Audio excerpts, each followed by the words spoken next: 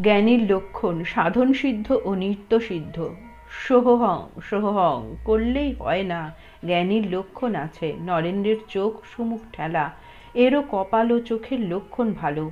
আর সব্বাইয়ের এক অবস্থা নয়, জীবের চার প্রকার আছে, বদ্ধ জীব, মুমুক্ষু জীব, মুক্ত জীব, নিত্য জীব।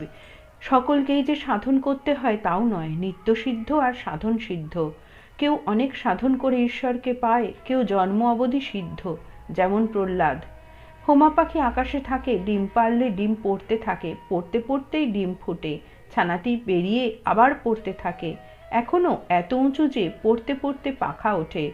যখন পৃথিবীর কাছে এসে পড়ে, পাখিটা দেখতে পায়, তখন বুঝতে পারে যে মাটিতে লাগলে চুরমার হয়ে যাবে। তখন একেবারে মার দিকে চোঁচা দৌড় দিয়ে উড়ে যায়, কোথায় মা, কোথায় মা। প্রহ্লাদাদি নিত্যসিদ্ধের সাধন ভজন পরে, সাধনের আগে ঈশ্বর লাভ। যেমন লাউ কুমড়োর আগে ফল পরে ফুল। রাখালের বাপের দিকে চাহিয়া নিজ বংশেও যদি নিত্যসিদ্ধ জন্মায়, সে তাই হয়, আর কিছু হয় না। ছোলা বিষটা কুড়ে পড়লে ছোলা গাছই হয়।